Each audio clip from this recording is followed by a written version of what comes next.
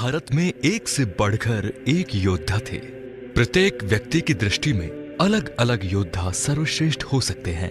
किसी के लिए अर्जुन सर्वश्रेष्ठ थे तो किसी के लिए कर्ण, किसी के लिए अश्वत्थामा तो किसी के लिए भीम। कोई बर्बरिक को तो कोई घटोत्कच को सर्वश्रेष्ठ योद्धा मानेगा, कोई एकलव्य को तो कोई द्रोण या भीष्म को।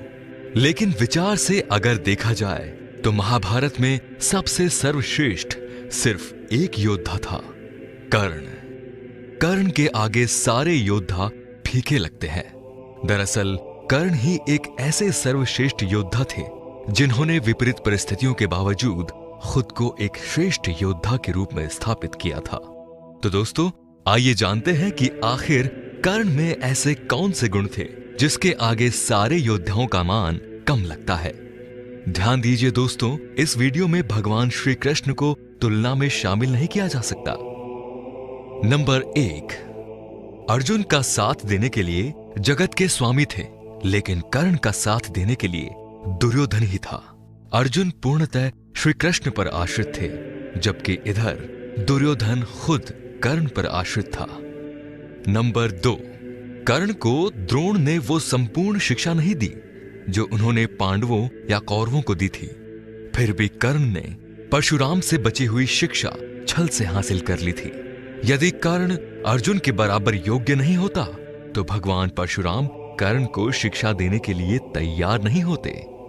नंबर 3, कर्ण एक सच्चा मित्र होने के साथ साथ दानवीर भी था। स्वयं भगवान श्री कृष्ण इस बात की पुष्टि करते हैं कि कर्ण से बड़ा दानी कोई नहीं है।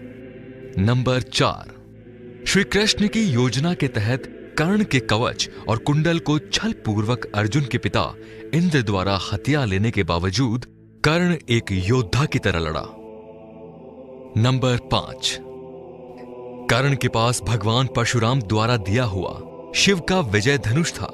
यह धनुष जिस भी योद्धा के हाथ में होता था, उस योद्धा के चारों तरफ एक ऐसा अभेद्य घेरा बना देता था जिसे भगवान शिव का पाशुपतास्त्र भी भेद नहीं सकता था।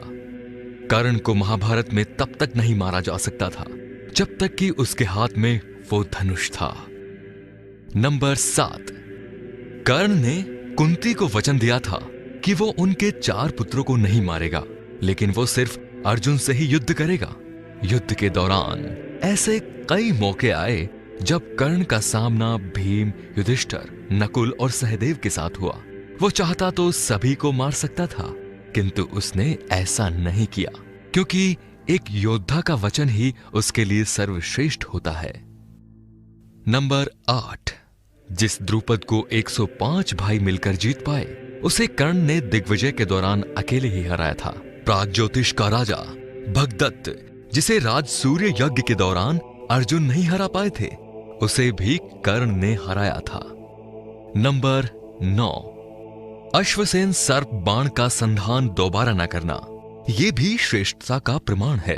अश्वसेन एक नाग था जो कर्ण के धनुष पर चढ़ गया था और उसने कहा था कि तुम मेरा संधान करो तो मैं वहां पहुंचकर अर्जुन को डसकर अपना बदला पूरा करूंगा, क्योंकि अर्जुन ने खांडव वन दाह के समय मेरी माता को मारा था। लेकिन कर्ण ने अश्वसेन को इनकार कर दिया था। कर्ण ने अश्वसेन सर्प से कहा कि नहीं, मुझे तुम्हारी जरूरत नहीं है। अगर मैं अर्जुन का वध करूंगा तो सिर्फ अपने शक्ति और अपने बाणों से, न कि किसी दूसरों के सहारे या छल से।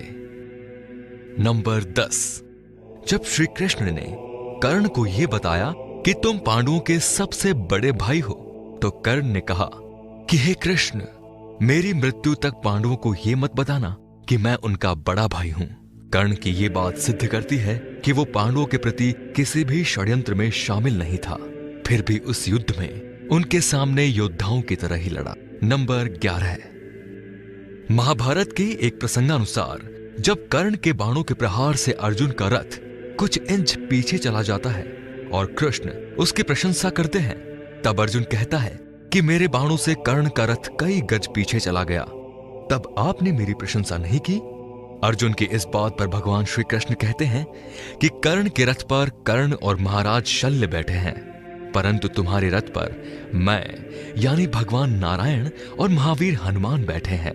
तब भी कर्ण ने तुम्हारा रथ पीछे धकेल दिया।